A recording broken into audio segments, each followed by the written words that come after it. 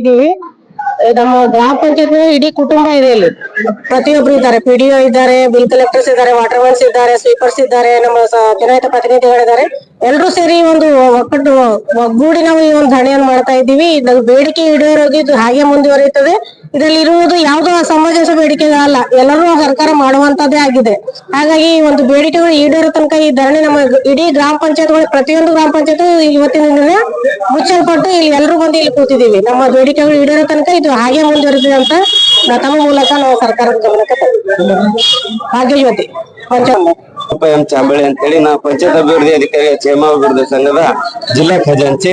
So ಈ ಒಂದು ದಿವಸ ನಮ್ಮ ಜಿಲ್ಲೆಯಲ್ಲಿ ಮಾನ್ಯ ರಾಜ್ಯದ ಎಲ್ಲ ವೃಂದ ಇಲಾಖೆ 11 ವೃಂದ ಇಲಾಖೆ ರಾಜ್ಯಾಧ್ಯಕ್ಷರ ನಿರ್ದೇಶನದಂತೆ ನಾವು ಈಗಾಗಲೇ 4-5ನೇ ತಾರೀಕು ಫ್ರೀಡಂ ಪಾರ್ಕ್ ಬೆಂಗಳೂರಿನಲ್ಲಿ ಇಡೀ ನಮ್ಮ ಗ್ರಾಮ ಪಂಚಾಯತಿಯನ್ನ ಮುಚ್ಚಿ ನಮ್ಮ ಗ್ರಾಮ ಪಂಚಾಯತಿಯ ಎಲ್ಲಾ ಸೇವೆಗಳನ್ನ ಸ್ತಬ್ಧಗೊಳಿಸಿ ನಾವು ಅಲ್ಲಿ 2 ದಿವಸ ಹೋರಾಟವನ್ನ ಮಾಡಿದೀವಿ. ಅದರ ನಂತರ ನಮ್ಮ ರಾಜ್ಯಾಧ್ಯಕ್ಷರ ಎಲ್ಲಾ ವೃಂದ ರಾಜ್ಯಾಧ್ಯಕ್ಷರ ನಿರ್ದೇಶನದಂತೆ ಈಗ ನಾವು ಜಿಲ್ಲಾ ಪಂಚಾಯತಿಯಲ್ಲಿ ನಿನ್ನೆ ಮತ್ತೆ ಇವತ್ತಿನಿಂದ ಅಂದ್ರೆ ನಮ್ದು 5ನೇ ದಿನ ಹೋರಾಟ ಮುಂದುವರಿತಾ ಇದೆ. 5 ದಿವಸ ಆಯ್ತು ಇಡೀ ರಾಜ್ಯದ ಎಲ್ಲಾ ಗ್ರಾಮ ಪಂಚಾಯತಿಗಳು, ಇಡೀ ಜಿಲ್ಲೆ ಎಲ್ಲಾ ಗ್ರಾಮ ಪಂಚಾಯತಿಗಳು ಬಂದ್ ಮಾಡಿ ನಾವು ಈ ಹೋರಾಟವನ್ನ ಮಾಡ್ತಾ ಇದೀವಿ. ದಯವಿಟ್ಟು ನಾವು ಇಲಾಖೆಯ ಮೇಲಧಿಕಾರಿಗಳಿಗೆ ಮತ್ತು ಇಲಾಖೆ ಸಚಿವರಲ್ಲಿ ಕಳಕಳಿ ವಿನಂತಿಯನ್ನ ಮಾಡ್ಕೋತೀವಿ. ಇವತ್ತು 5 ದಿವಸ ಆಯ್ತು ಯಾವುದೇ ಗ್ರಾಮ ಪಂಚಾಯತಿಯಲ್ಲಿ ಸಿಂಗಲ್ ಕೆಲಸಗಳು ನಡೀತಾ ಇಲ್ಲ. ಜನರಿಗೆ ಕೆಲಸದಲ್ಲಿ ತುಂಬಾ ತೊಂದರೆ ಆಗ್ತಾ ಇದೆ, ಜನರಿಗೆ ತುಂಬಾ ಸಮಸ್ಯೆಗಳಾಗ್ತಾ ಇವೆ. ಸೊ ದಯವಿಟ್ಟು ಸರ್ಕಾರ ಇದಕ್ಕೆ ಎಚ್ಚೆತ್ತುಕೊಂಡು ನಮ್ಮ ಬೇಡಿಕೆಗಳನ್ನ ಈಡೇರಿಸಿ ಈ ಮುಷ್ಕರಕ್ಕೆ ಇತಿಶ್ರೀ ಆಡ್ಬೇಕು ಅಂತೇಳಿ ಈ ಎಲ್ಲ ತಮ್ಮ ಮಾಧ್ಯಮದ ಮೂಲಕ ನಾವು ಸರ್ಕಾರವನ್ನ ಆಗ್ರಹಿಸ್ತೇನೆ.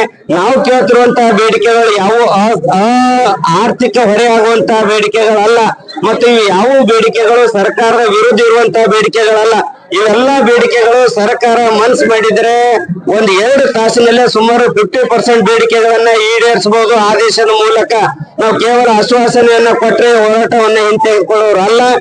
ನಮ್ಗೆ ಆದೇಶದ ರೂಪದಲ್ಲಿ ನಮ್ದು ಒಂದ್ ವೇಳೆ ಬೇಡಿಕೆಗಳನ್ನ ಕೇವಲ ನಮ್ದು ಆಡಿಪೇರ್ ಇಲಾಖೆ ಯಾವುದೇ ಒಂದು ಕುಟುಂಬದ ಬೇಡಿಕೆ ಈಡೇರಿಸಿದ್ರು ನಾವು ಈ ಹೋರಾಟವನ್ನ ವಾಪಸ್ ತಗೊಳ್ಳೋದಿಲ್ಲ.